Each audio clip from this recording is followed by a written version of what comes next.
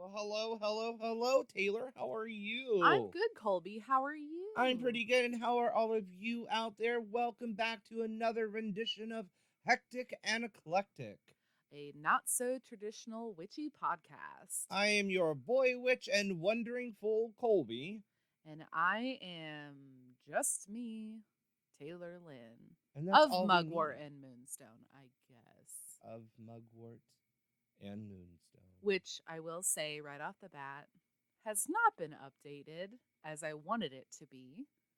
Hashtag Libra struggles. Yeah, seriously. Especially, guys, retrograde did not hit me very hard until about the day after that post-retrograde bullshit kicked in. What you talking about, Willis? What you talking about in these retrogrades? Yeah, so personally, I had to struggle for about 5 hours to get our goddamn microphones to work, which of course it was just one little setting that after I went to bed and then woke up again and looked at it, I was like, wow, I'm dumb.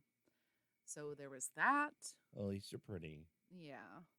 I'm good for something. Well, girl, I gotta leave it all to you because everyone out there, you must understand this. I'm just here to talk. Mm-hmm. I am not a technical person. Yeah. I graduated from Largo High School 350 years ago. So that is all Taylor's magic right there. And I'm so thankful that you can do that. Well, it's a lot of very precise Googling. A lot of it makes absolutely no fucking sense. Wait a minute. There's different levels of Googling? Yes. Shut your face. Yes. Oh, my God. Yeah, it was a lot of sort of going back and forth, trying to figure out what the hell. Plus, it's a new laptop, and, like, I've never done audio production before. So it was a lot of learning the words that people were talking about because I had no idea what an XLR microphone is. And I know you... Can you spell that? XLR. Oh, God. Oh, there you go. Yeah. So it's basically just, it's the traditional type of microphone that has that weird, like, circular plug, and it plugs into mixers and stuff. She said plug. Yeah. So then it's just different than a USB microphone. Oh, that's cool. Yeah. Anyway. So what the fuck are we talking about tonight? So tonight, which we're recording on a Saturday, I am pretty chill, I have to say. We spent pretty much all day working. Today was my Friday, so yes. like I've been magical, mystical, and psychic for the last 4 days, which doesn't sound like much, but you have no idea. Yeah. Colby's also crazy, so when he does it, he does it. I get in on it. Uh-huh. And today is kind of my Saturday, or I guess my Friday. I work 6 days a week, so anyway, let's get back to it. Tonight, we're going to be talking about witchcraft, paganism, and Wicca. Oh, my! Oh, my! So, basically what we're going to do is we'll do the stone, the card, blah, blah, blah. And then you're going to lead us in some education about what... We're going to flip the script tonight. Yeah. You are going to talk about what the difference and similarities are between paganism, Wicca, and witchcraft, and sort of how they all kind of Venn diagram in together. Right. And then from there, we're going to talk about the Wiccan Rede. Colby's going to do a reading for us of the Wiccan Rede. I'm going to do a live reading in dramatic form. Hopefully not too dramatic. Don't go Shatner on us. Girl, I can't help it. I just can't. You have to shat yourself. Don't Shatner! Don't Shatner! Oh, girl. It's going to be a night. Yeah, dude. And then after that, we're going to talk about Satanism. I think it's very important to know the differences, especially in connection to witchcraft. And then we're going to talk about solitary witchcraft. We're going to get into sort of the pros and cons of being solitary and in a coven. And then we're going to talk about, we'll just leave the rest of it. It's fine. We're like 5 minutes in, so we may as well get started. Yeah, you ready?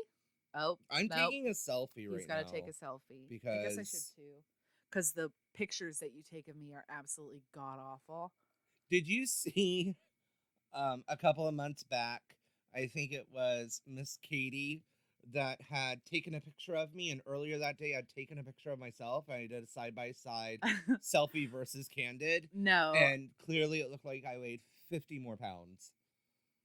Well, Because, I mean, I'm yeah. chubby and cute unless someone else is taking my picture. And then I'm it's the a same whole way. nother story. So, stone of the day. Stone of the day. And the stone of the day, it's time to talk a little bit about selenite. Selenite, I believe, if you're just getting into crystals, is one of the ones you should introduce yourself to. Agreed. And see if you connect to it, because it is a versatile stone. Yes. It is a very purposeful stone. Now, I do want to say with selenite, it is a very soft stone. Yes, it's brittle. And there are beautiful, beautiful carved pieces of selenite. They do a lot of beautiful art with selenite. Bitch is going to get dinged. Yeah. And bitch is going to get scratched. And broken. Yeah. For those who don't know what selenite is, of course you can Google it, and I suggest you do, but it's basically a white stone. It's pretty opaque. It's not traditionally clear. It's very fibrous, so it's made up of a bunch of shards of fiber, and you can see them in logs traditionally. You can also see them standing up with lights underneath them, and they create this beautiful, like, soft white glow. Yeah. So selenite, you may remember from our premiere episode on Samhain when we talked about the witch's shield.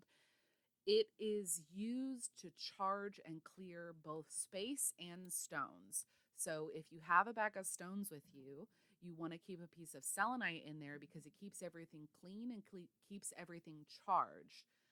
That way you don't have to, set it out in the moon and do all of that. Now, also, selenite is very water soluble. So you can't submerge it in water. So be careful. You don't need to. Right. Selenite is self-cleansing. Right. It is used to cleanse other things. Yes. It is a purifier. Yep. And you can also, if you have issues with night terrors or nightmares, you can get a selenite log and place it underneath your bed with the same direction of the bed. What is it called? Not perpendicular. Long ways. Long ways, whatever the hell. Not wide, but long. Yep. So you can place it under your bed, and it tends to help with that.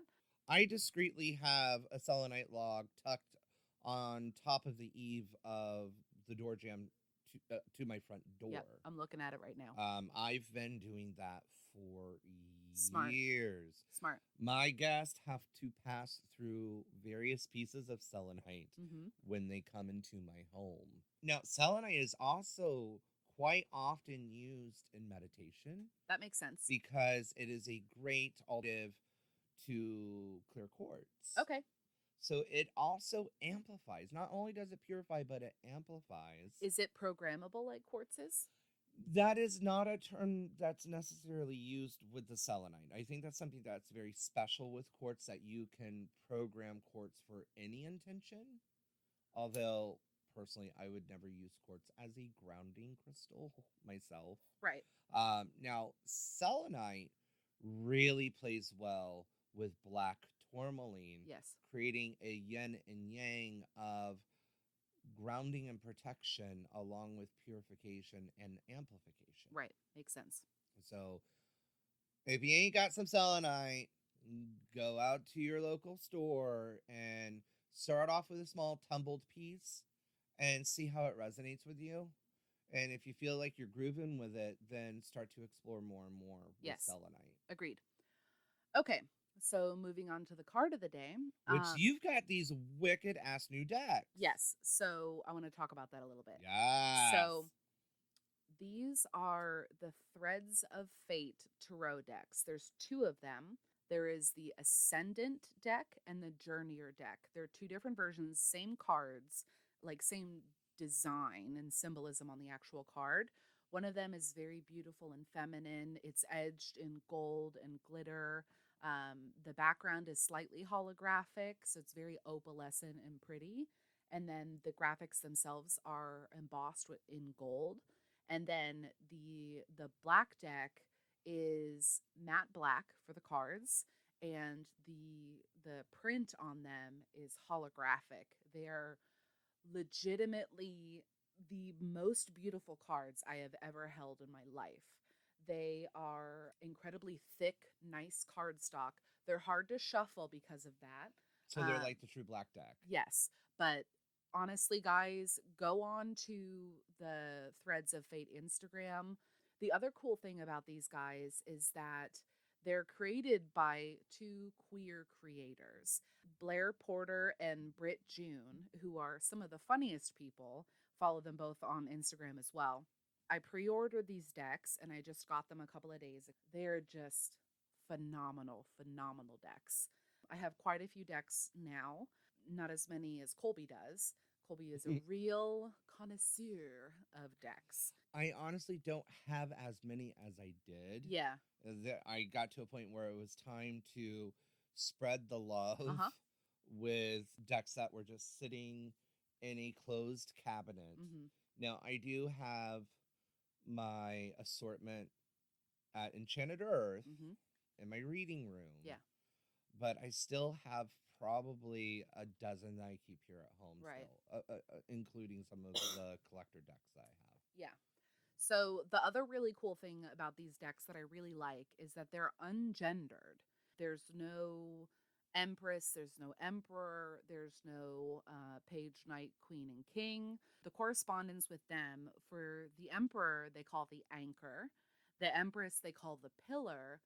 The High Priestess is now the High Sage, and the Magician becomes the Magi. Both the creators are very conscious of gender identity, things like that. So they wanted to create something that allows people who may not necessarily fall under, male and female, who are, any varying gender, to connect with the cards and use the cards and not feel like they have to fall into these cool. categories. Yeah. So what did they do with the court? So the Page is the Seeker. The Knight is the Conqueror. The Queen is the Sovereign, and the King is the Ruler. Okay. Yeah, so I think that they did really well with their correspondences there. It makes a lot of sense. The cards are just absolutely beautiful. Guys, really check it out. It's worth it. They're not $20 decks, but they are worth every single penny. I don't know if you took notice or not. Did you see what cards are 8 and 11? I did not. Okay. So I know that you know this, but the reason why I'm asking is when card 8 is Strength and card 11 is Justice, that is a deck that also will run traditional numerology. Or not numerology, I'm sorry, astrology as well, which is based from Rider-Waite. Right. So there's two decks. Yes. It's the same imagery. Yes. But one is on matte black, and the other you said was on what again? It's like an opalescent, slightly holographic background. It's like a matte holographic background. That's interesting. Oh my God. They're amazing. So would you say you can play Shadow and Light on these? You could, yeah, for sure. And do they each come with their own book? Yes, and the meanings of the cards are the same between the two decks. There's no difference. It's just the imagery of the card is slightly different, right? As far as the background goes. Well, we know how obsessed I am with shadow aspect and shit like that. So would you say you could almost create some type of a pull or a spread where you're pulling two cards for the same position to see the shadow and light aspect of that? Yes. Oh my God, girl, I need you to do me a reading on those next Saturday. Yeah, okay. We have a date. Okay. Because I want to see that. Okay. So did you get these in a store? No, I pre-ordered them online. From where? From Threads of Fate. Okay. I got there from their Instagram, so just go there. It's probably the easiest thing. Check it out. There's tons of pictures of both decks. They're absolutely amazing. All right, so I went ahead and pulled a card, and the card is the upright 3 of Swords. So, boy, girl, go ahead. Now, I want to listen to you. Okay. So the Three of Swords in this deck is a dove that has been pierced thrice by swords. With this deck, I think it's very interesting that they chose a bird over the traditional heart. Well, and not just a bird, but a dove. Mm-hmm. Okay, So I'm grooving on it. yeah, I agree. So the Three of Swords is a card that can symbolize conflict, can symbolize drama, especially in a close knit friend group. Can also symbolize cheating, you know, if there's a third person. I've seen that come up in a couple of readings that I've done. And getting into the numerology of it, it's interesting that the Three of Swords symbolizes this because threes are so stable. I know that they're not fours, the stablest number, Right. but you know, it's just interesting to me. Well, the minor arcana numerology for three is one of those interesting numbers because it is quote unquote the personification of its suit or the full expression of its suit. And if you take swords, now there is the positive on the swords, which is all about intellect and wisdom and knowledge and intuition and all that jazz. But the swords are also conflict, obstacles, anguish, heartache, just ugh. Mm-hmm. And we're both element of sword. Well, I see a sword as air. I know you prefer sword as fire. Yeah.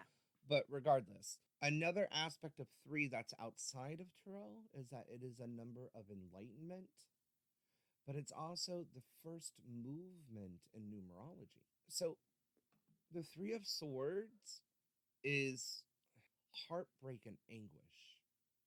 And that heartbreak coming from infidelity, betrayal, disappointment, just all of that ugly stuff in life. Mm-hmm. Now, one of the ways that I look at it, especially when it's upright, because I do read upright reverse, you do too, though, right? Yes, I do.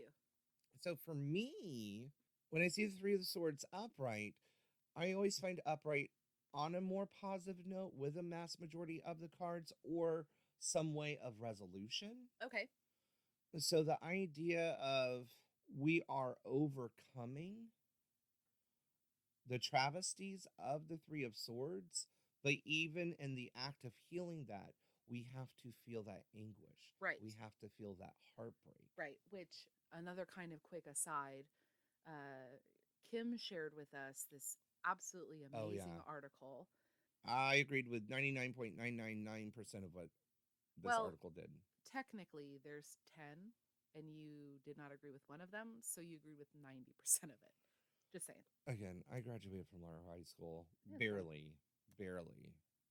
I graduated, though. So, Kim today shared with us this amazing article. It's called The 10 quote unquote spiritual things people do that are total bullshit.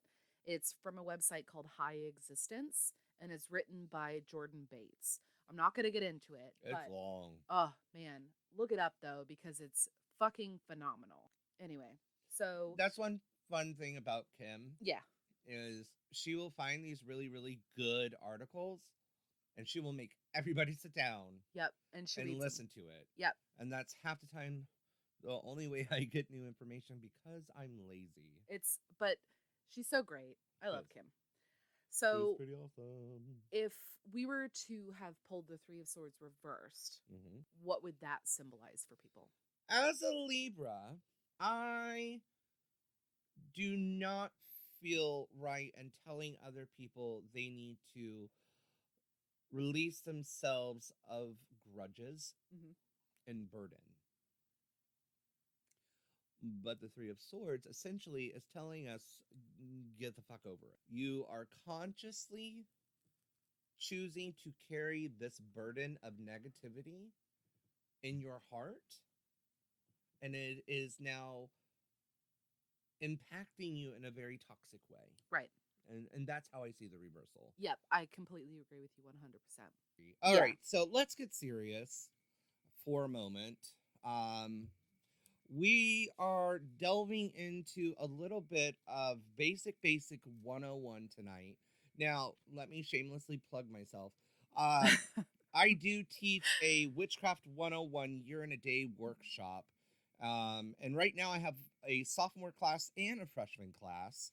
Mm-hmm. And the discussion on the differences between witchcraft, paganism, and Wicca is in one of the very first classes. So I want to read some excerpts Okay. from the workshops. Cool. Rock it out. So let's start with witchcraft because really at the end of the day, Taylor and I that's what we're about.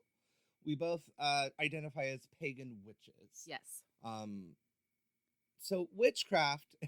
So this is the dictionary definition. And when you Google, the very first thing that will come up is this, quote unquote, the practice of magic, especially black magic, the use of spells and the invocation of spirits. All right. I love that they just had to throw in black magic. Of course. I've got my own opinions on that. Now, Wikipedia states, quote unquote, witchcraft broadly means the practice or belief in magical skills and abilities exercised by solitary practitioners or covens. Now, our sisters and brothers from Wikipedia quote, witchcraft is the magical manipulation of energy to bring about change. The energy that may be used could be environmental, such as herbs, stones, and other elements of nature, or the natural environment itself. It can also come from the practitioners or channeled through the divine masculine or feminine, the god and goddess. Lastly, rituals and spell work are commonly a big influence in witchcraft. They really should also add in there, I believe, divination. Yeah, I agree. For sure. So, witchcraft is literally an ancient history dating back 25 to 30,000 years ago. Holy shit. I know, right? To the Paleolithic Stone Age era. Paleolithic, that's like a $3 word. You did really well with that one. Paleolithic. Wait, Colby. Yeah. Say colloquially. Colloquial. Nope. You did. You Nope. almost got it. Colloquially. My lisp gets in the way. It's okay. I forgive you. A human soul's survival depended on their natural environment and the elements back in the day. Mm-hmm. So, okay, light bulb goes on.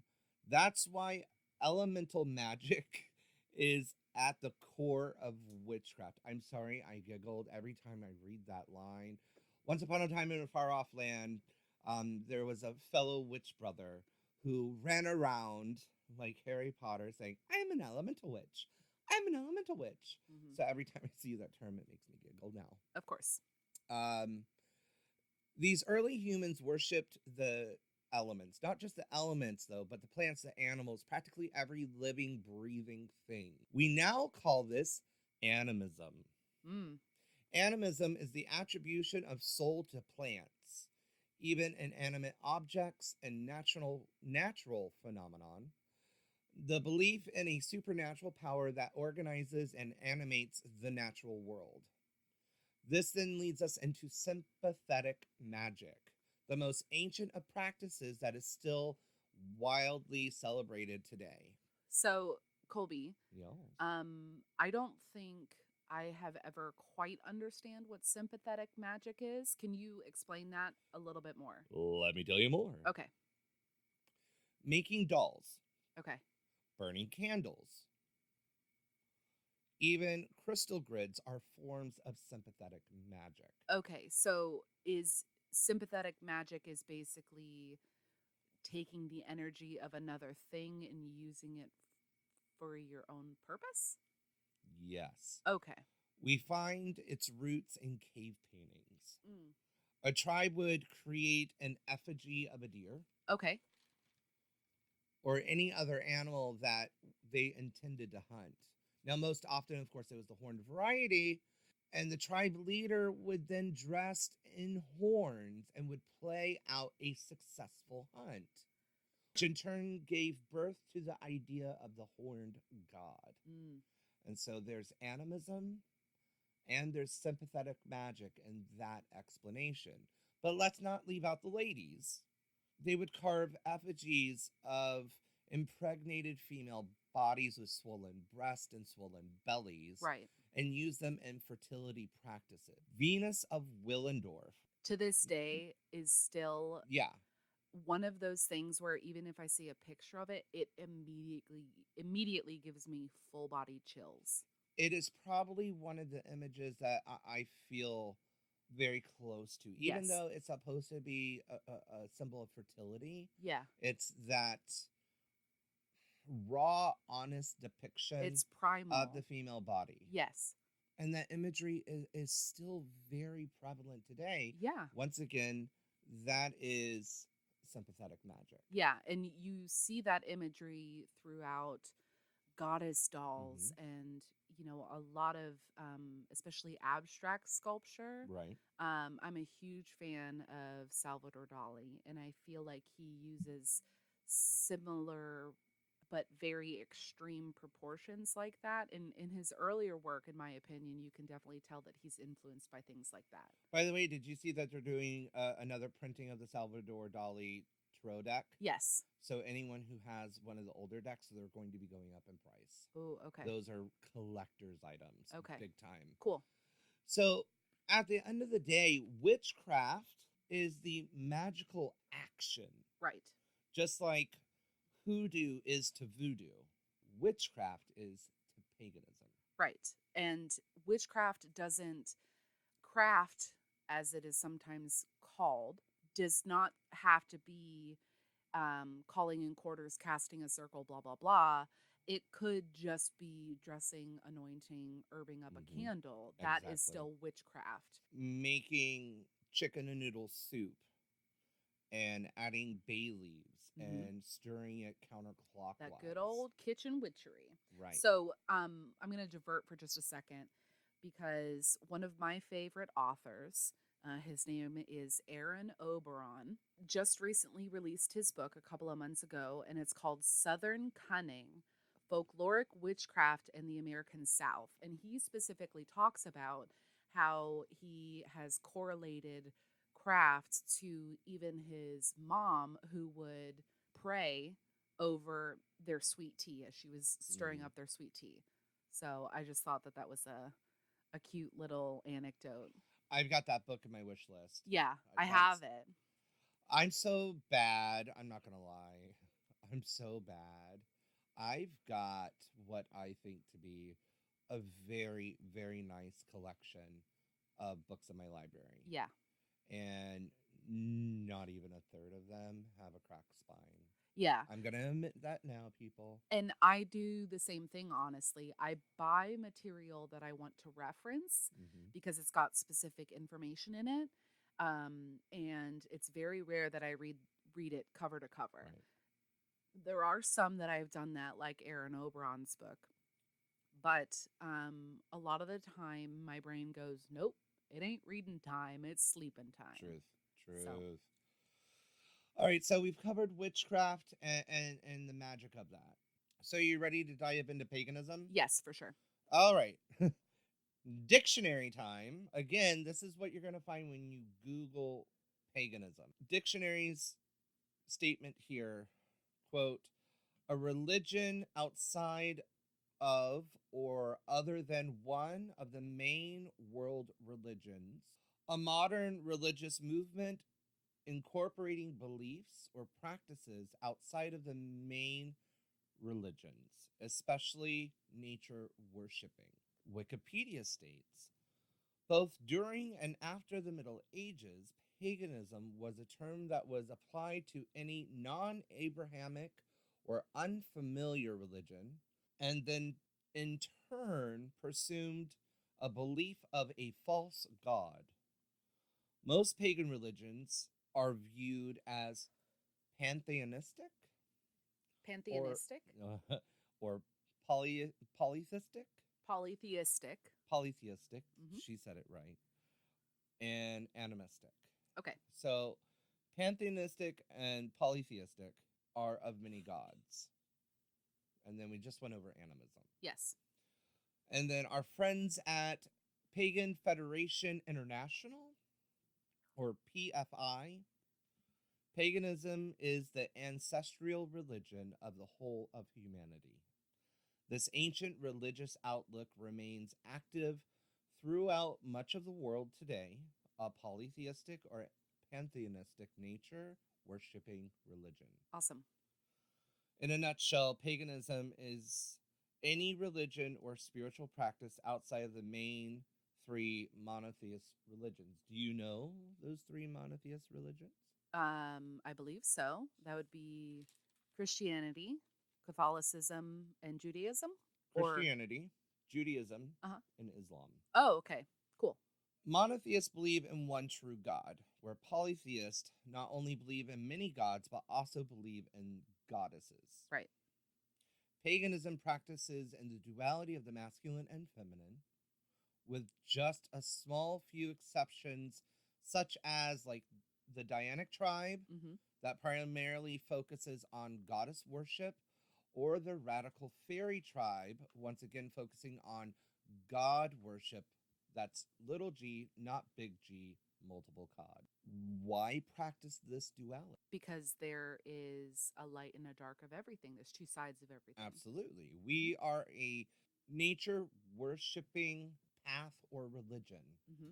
And in nature, we have the masculine and the feminine that bring in balance and harmony. So, one idea here too is the masculine represents the conscious, active, physical self, and the feminine represents the subconscious, compassionate spirit self. And once again, like in nature, both the masculine and feminine reside within our body as well. One of the biggest reasons many, especially women, turn to paganism is because of this exclusion of duality in monotheist religion. Technically, anything that is not part of the monotheist three is pagan. Okay. So even Hindu? Yes. Okay. Interesting. Mm-hmm. Okay, so then witchcraft is the magical act practiced by many who identify as pagan. Yes. So then that leaves us with, how does Wicca fall into all of this? Right. The dictionary states a form of modern paganism founded in the mid 20th century, claiming its origins to predate Christian religion. Again, it predates Christian religion, and that's its origins. Wikipedia, also termed pagan witchcraft, is a contemporary new religious pagan movement developed in the first half of the 20th century in England, introduced to the public in 1954 by Gerald Gardner, the father of Wicca. Mm-hmm. Celtic Connections, a modern religion based on traditions of witchcraft. Wicca is a peaceful, harmonious, and balanced way of life, which promotes oneness with the divine and all that exists. So, that line there, based on traditions of witchcraft. Christopher Penczak and I believe Raymond Buckland both, I'm sure there are other authors out there, do break down and go into the various traditions of witchcraft. That Wicca is a part of that, Mm-hmm. and then Hinduism, Alexandrian, Gardnerian, Cabot, shamanism, voodoo, pagan, what's the word I'm looking for here? Christian Wicca. Oh, yeah. Okay. So these are all different traditions, families, or branches of witchcraft. Right. Neither one of us specifically identify as Wiccan. Correct. It is true, Wicca was established by Gerald Gardner of England in 1954, and then later was brought over to America by Raymond Buckland. Okay. Initially, Gardner announced it as Wicca with a C, and later on they added the second C to be cool, I guess. Okay. But the single C Wicca, translates into wise people. Oh, that's awesome. I didn't know that. And I believe that is something that is a Scots English slang or whatnot. Okay. Uh, so then how is Wicca different from paganism? It's not really different. Again, it's just a tradition of witchcraft. It is a modern practice of an ancient spirituality. Also, a modern day form of witchcraft, considered a religion. Paganism is the umbrella term for all religions, not part of the three major Abrahamic monotheist religions. Right. Many people will use the term pagan or neo pagan, new pagan, in one way or another. With Wicca, Wiccans follow the Wiccan Rede, Mm-hmm. where there's no specific set of rules in paganism. Right. Just to summarize, I know that sometimes it's confusing for people to sort of understand where Wicca and witchcraft and paganism sort of overlap. On our Instagram and on our Facebook, before this comes out, or actually on the day that this comes out, I'll go ahead and put a graphic up that's very helpful. I sent That'd be this to awesome. you last week. We just talked about paganism, witchcraft, and Wicca. Right. One of the things that I really wanted to touch on was Satanism. And don't tune out. This is, something that's very important. It's something that I have been passionate about since I've been in high school. And I don't consider myself a Satanist. There are lots of people that I know that do. And it's important to know the difference between what Judeo Christian religions consider Satanism and what Satanism actually is. So, going off of Wikipedia a bunch here today. Thank you, Wikipedia. Thank you, Wikipedia. So, Satanism is a group of ideological and philosophical beliefs based on Satan. Contemporary religious practice of Satanism began with the founding of the Church of Satan in 1966, although few historical precedents exist. Are you channeling an older Southern woman because you just got a draw I have never heard of Did in my I? life? Yes, you That's did, girl. funny. Yes, probably. It's my grandma. Prior to public practice, Satanism existed primarily as an accusation by various Christian groups towards perceived ideological opponents rather than self-identity, or rather than a self-identity. Satanism and the concept of Satan has been used by artists and entertainers for symbolic expression, blah, blah, blah. Okay.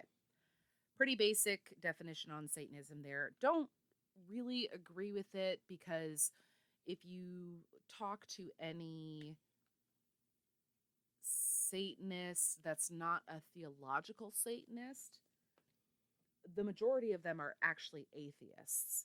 They don't believe in this concept of the devil as of Satan. They are taking this language and this symbolism as a self-identifier that says they don't fall within the social mores of other people. So there's a couple different versions. A couple different versions isn't the best word. A couple different paths of Satanism. You're going to be looking at reactive Satanism. It's also called adolescent Satanism, which refers to people who adopt mainstream religion but invert its value. So Satanism in this aspect is the opposite of Christianity. This is media Satanism. This is the serial killers that call themselves Satanists. This is what they identify as. Typically, they just identify as Satanists, but this is the version of Satanism that they're portraying. Then you have rationalistic Satanism, which is the vast majority of Satanists, and this is the Church of Satan. Now, the Church of Satan is not typically, because the church itself is atheistic. This is the version of Satanism that is, you take no shit, you live life to its fullest, you're a bit hedonistic, you don't let people disrespect you, things like that. This is the hardcore, I put myself first, and that's the way that this is. That's these guys. LaVeyan Satanism, started by Anton LaVey, is atheistic. And according to LaVey, neither God nor Satan are actual beings, and the only God, quote unquote, in the LaVeyan Satanism system is the Satanist himself. So Satan is a symbol representing the qualities embraced by Satanists, and they do invoke the name of Satan and other infernal names as a practical tool in satanic ritual, but it's not the devil. Does that make sense? Yeah. Okay. So, I no factual knowledge. okay. And I'm not without interaction. Okay. I've had wonderful interactions with Satanists and with Luciferians, and I still could not confidently speak to those dualities either. Okay. Um, So, but it's just like a Christian talking to a pagan. right. So, I'm going to give you the 11 satanic rules of the earth. This is from the Church of Satan. Number 1, do not give opinions or advice unless you are asked. Number 2, do not tell your troubles to others unless you are sure they want to hear them. Number 3, when in another's lair, show him respect or else do not go there. Don't be an asshole. If a guest in your lair annoys you, treat him cruelly and without mercy. Do not make sexual advances unless you are given the mating signal. Number 6, do not take that which does not belong to you unless it is a burden to the other person and he cries out to be relieved. Number 7, acknowledge the power of magic if you have employed it successfully to obtain your desires. If you deny the power of magic after having called upon it with success, you will lose all you have obtained. Number 8, do not complain about anything to which you need not subject yourself. Number 9, do not harm little children. Number 10, do not kill non-human animals unless you are attacked or for your food. Number 11, when walking in open territory, bother no one. If someone bothers you, ask him to stop. If he does not stop, destroy him. And she said that with a grin, of course. I did.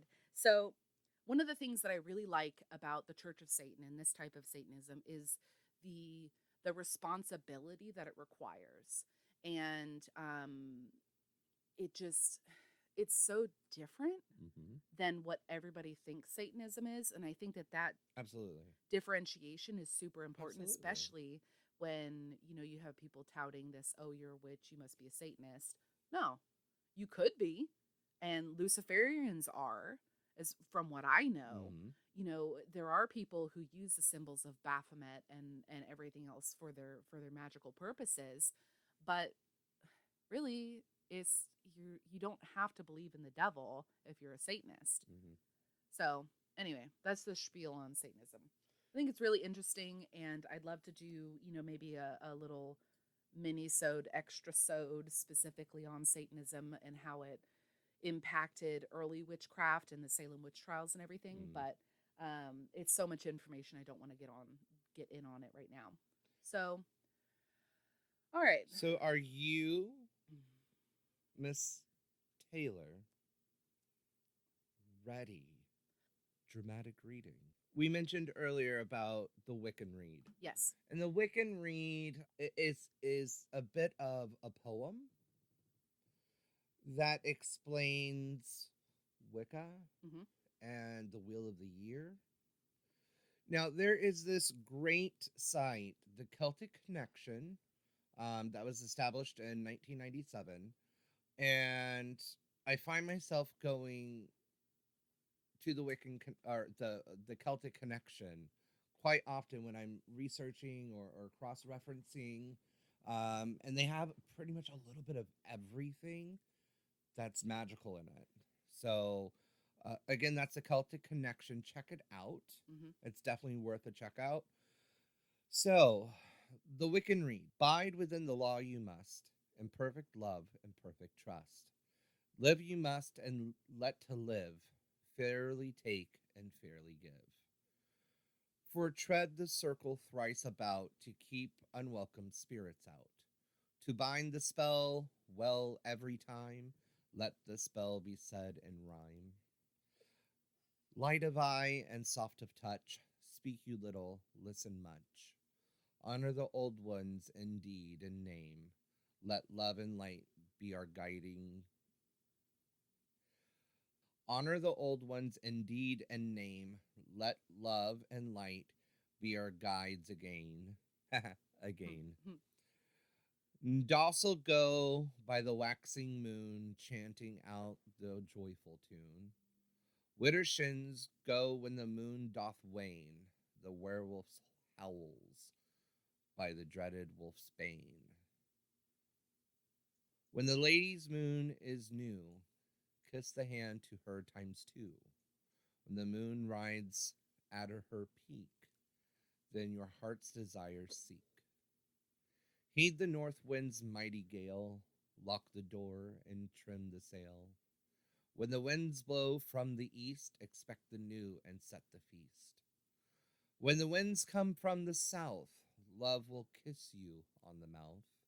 When the winds whisper from the west, all hearts will find peace and rest. 9 woods in the cauldron go, burn them fast, burn them slow. Birch in the fire goes to represent what the lady knows. Oak in the forest towers with might, in the fire it brings the gods' insight.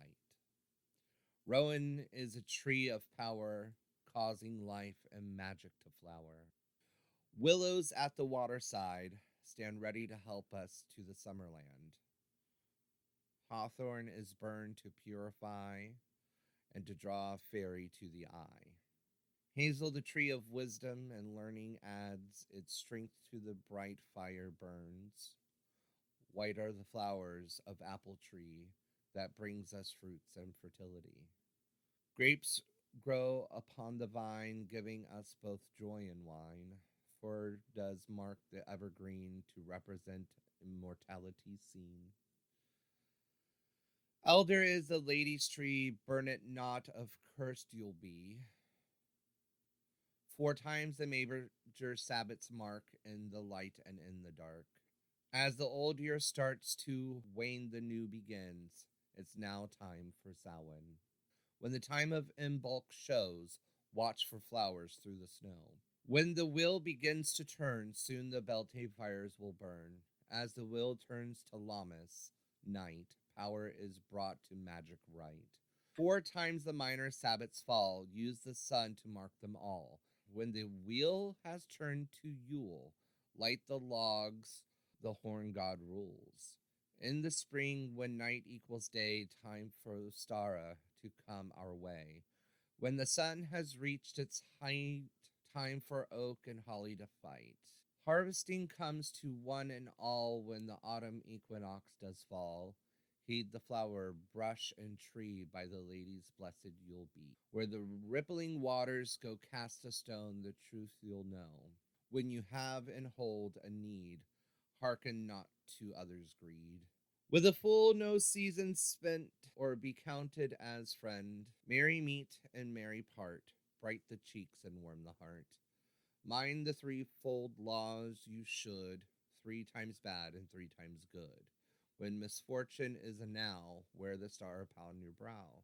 Be true in love, this you must do unless your love is false to you. These 8 words the Rede fulfilled, and ye harm none, do what you will.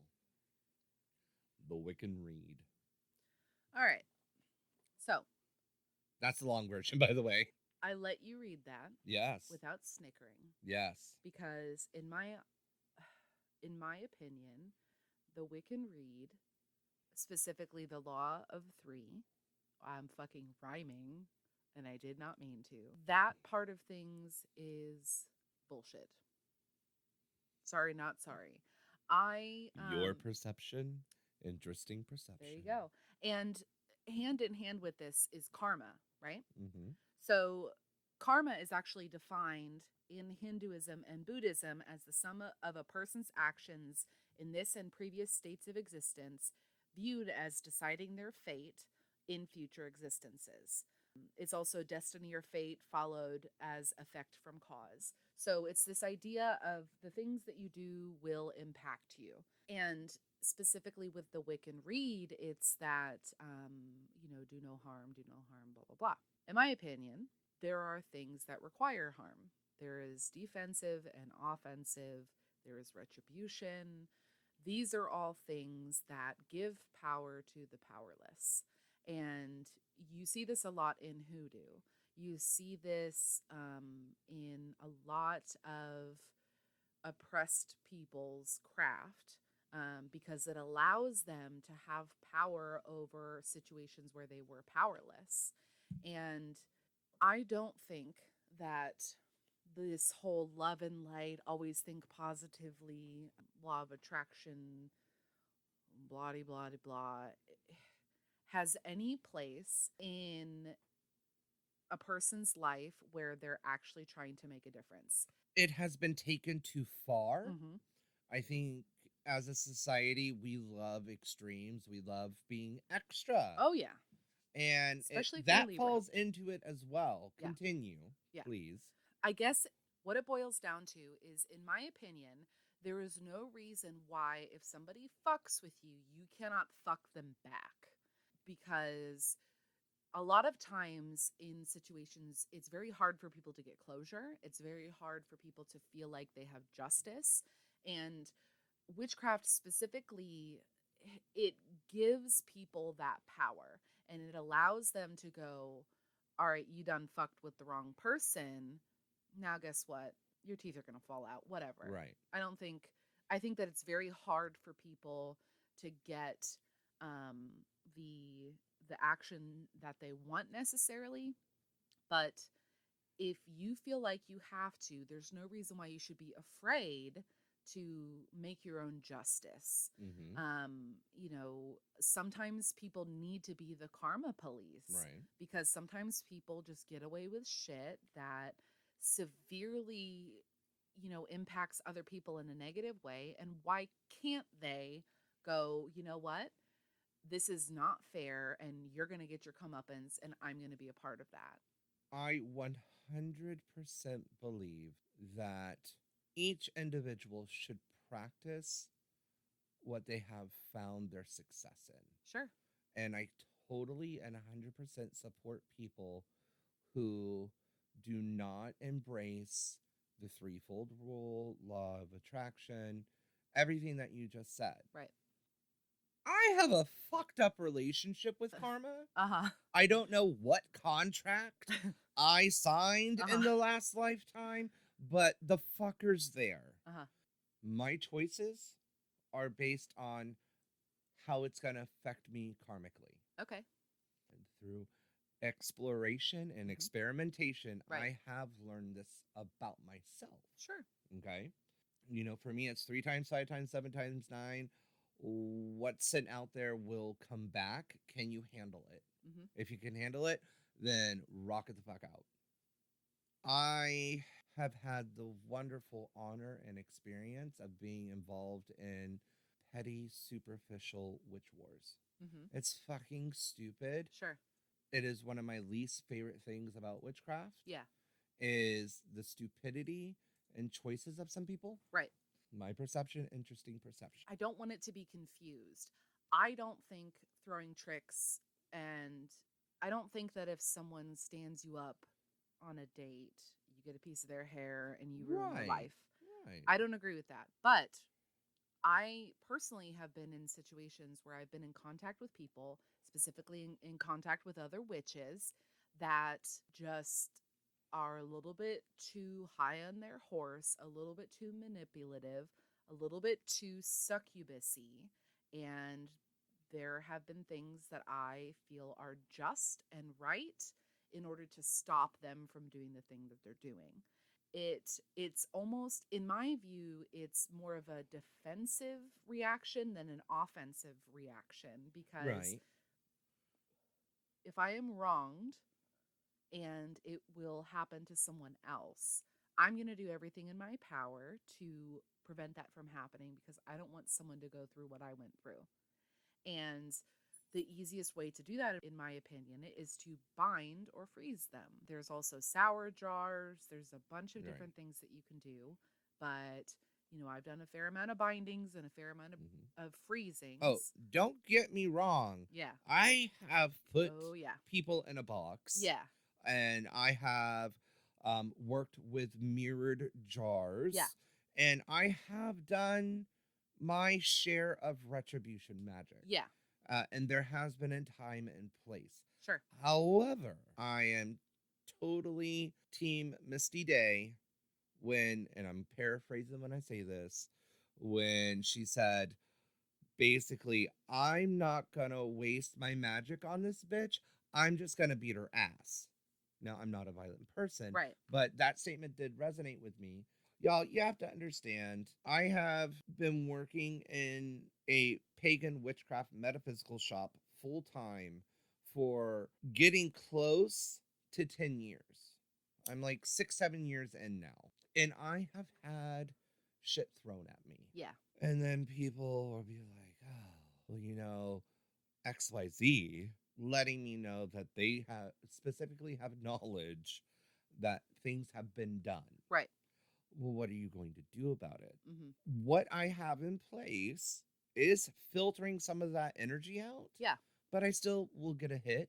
Sure. But I would rather sustain the hit and be like, all right, karma, you do your job. And I have seen that effectively work very well in my favor. Sure. With choosing to give it to the universe to be handled. Yeah. And that's just my practice. Yeah, I get that. And there have been things that I have done that with too. Mm-hmm. It is not my first reaction to jinx somebody, to blah blah blah. But I am pretty free if that's what I feel like it requires. Mm-hmm. Because in my experience, I just have to do it once. And whether the person knows that it's been done or just goes, oh, fuck, everyone is seeing through my bullshit. Mm-hmm. Now I have no friends. It's sort of a situation that will correct itself if enough pressure is applied. There are definitely times where I've gone, you know what? I'm just going to bind a bitch. I'm just going to do it. And yes, it's a little bit of a process, but it's worth it, blah, blah, blah. And then I've walked it back from there and gone, instead, I'm going to disperse this illusion that this person has created. And that has worked just fine. Right. I guess part of it also is that I am the type of person that, I watch my shadows when I walk to my car to make sure that nobody's following me. I am constantly overly aware of my surroundings. I enchant my own hair so that when my hair falls out, because I have super thick hair, no one can use it against me. I do these things, a defense mechanism. But it has on occasion gotten to the point where I go, okay, this isn't working. This person is obviously still trying to pull some shit. I'm going to nip it in the bud. Do you know what my favorite defense mechanism is? What? People hear me say enough times, I've got a doll with your name on it, and they start to question, wait a minute, does he really have a doll? Yeah.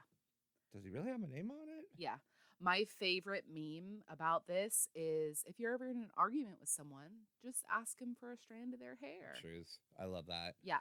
So, with our discussions on the paganism, the witchcraft, the Wicca, Satanism, all that jazz, we both identify as solitary witches. Yes. Now, we also have opportunities that surround us that many other people don't.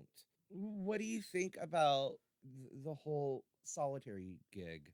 So, in my opinion, it's the best place for people to start. Mm-hmm. I think that there's too much dogma in a lot of covens to where if you immediately go into a coven, you get groomed to accept this specific way of doing things. You have specific quarter calls. You sometimes even have specific pantheons that you work with, blah, blah, blah.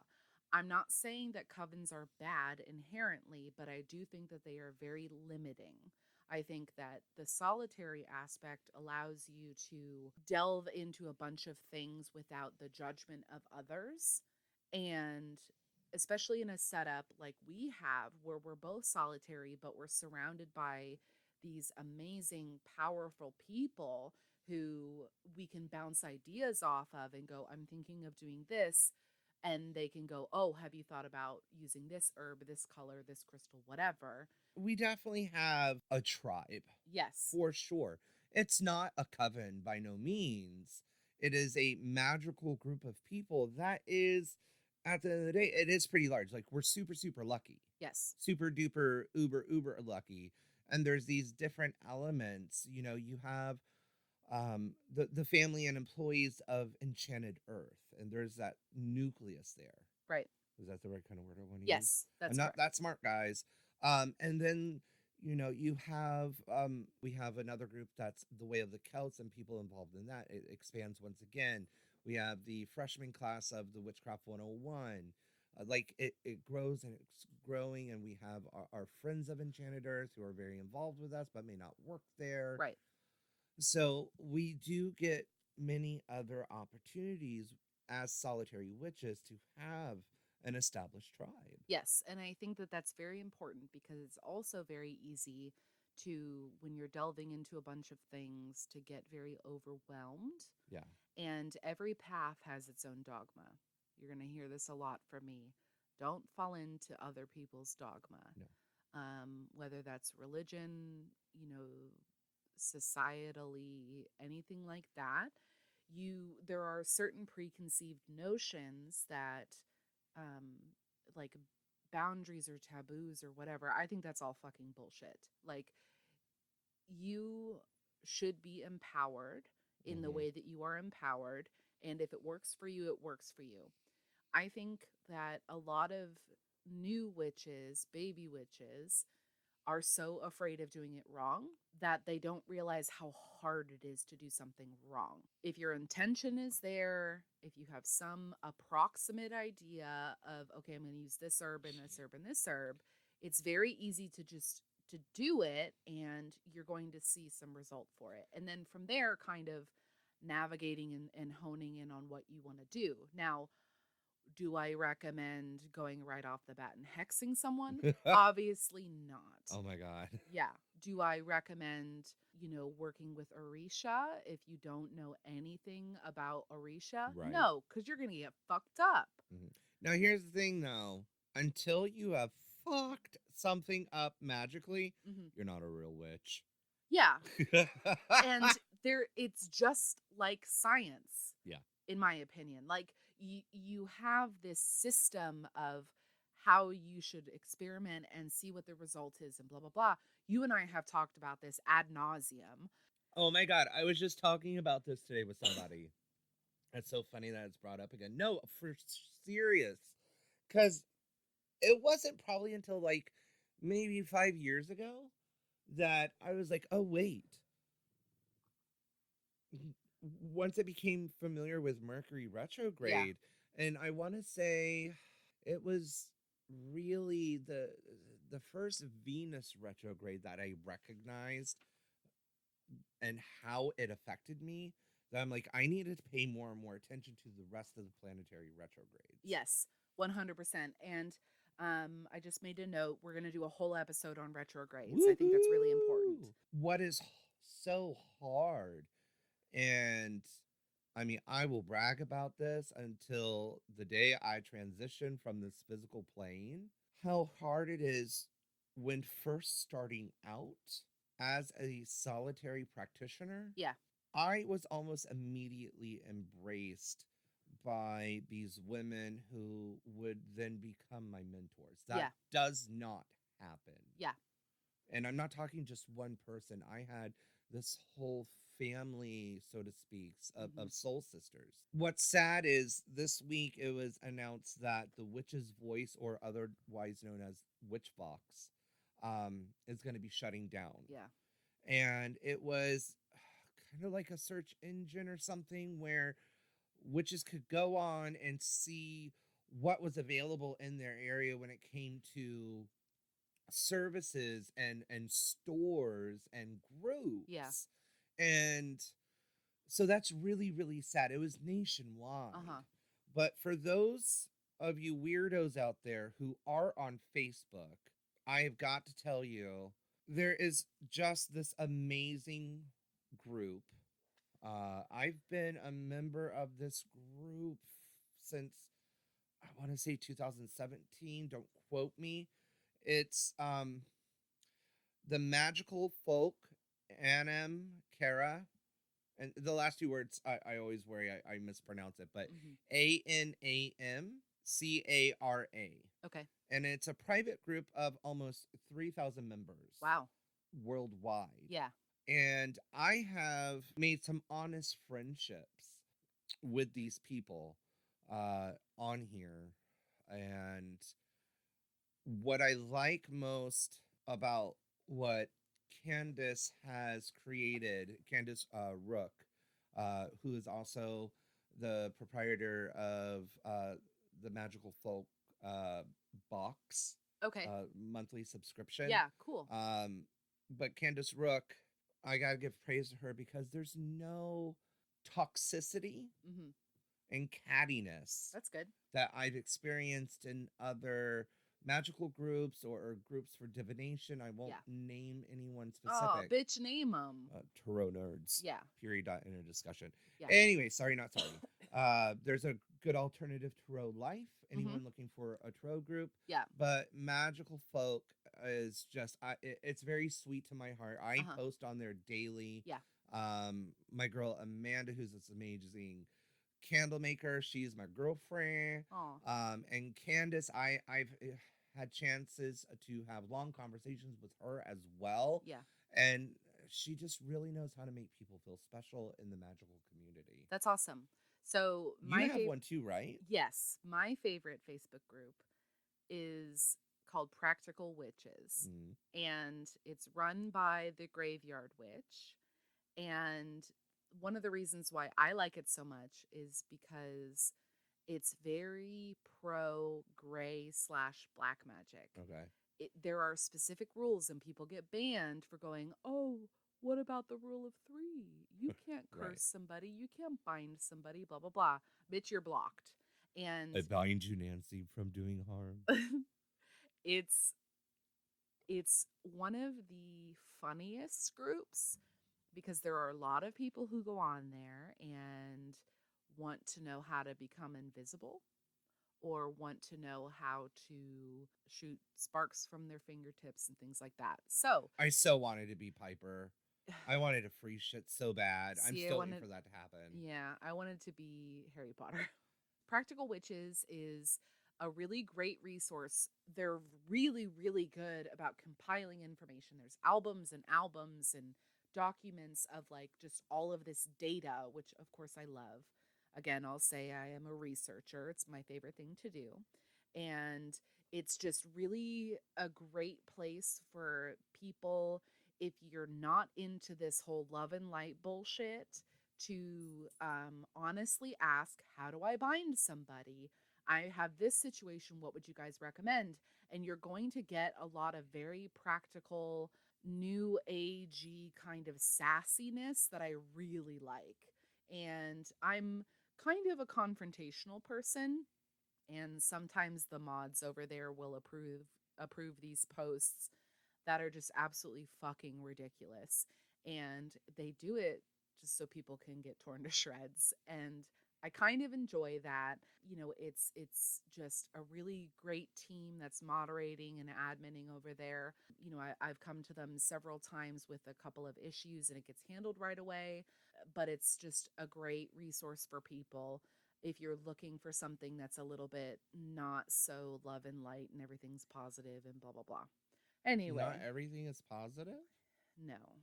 Again, read that article. All right. So. Not for nothing. If I were a cinematic witch, yeah, I would be Aunt Frances from Fuck. Practical Magic. Yes. Midnight margaritas. I secretly want to be Starkey Channing. I Yeah. love her. I love her. Yeah, me too. There's that. Yeah. Again, I really just, I'm sure that there are people out there that are going to be very offended by the fact that I do not follow the Wiccan Rede. I'm not Wiccan. I don't follow They're the not threefold you. wall. It shouldn't matter. Yeah, and I don't want people who listen to this to think that I'm a cutthroat bitch, because yes, I am in some regard, but I guess it just comes down to if you should, like, if it's a genuine need for justice, fucking do it, man. Rock it out. Like, get your beef tongue, get your railroad spikes, like, do what you need to do to protect yourself and protect the ones that you love. I am at core a defender. You know, I will always stand up for people who are oppressed. I will always stand up for people who have no voice in a situation. It's just one of those things where I think that if you feel like you should, then do it. Don't be afraid to push, you know, push your boundaries and push back. You know, do what you feel is right, even if it's dark. I even say make sure to have those magical items on hand just in case. Yeah. But it doesn't have to be the go-to. Yeah. If it's not working on a mundane level, you still need to take action. Do thou what thou will. Yes, and on that specific subject, actually, I did want to touch on, if you're doing magical work, you have to back it up with mundane action. Absolutely. Whether you're doing it for prosperity, whether you're doing it for love, shit is not going to fall into your lap, people. Mm-mm. There is no magical anything that you can do that will immediately fix a situation that you're in. So if you're going to do the work, do the work both magically and in the mundane, because otherwise you're not going to get your results. And if you don't understand what you're doing, don't do it. Yes.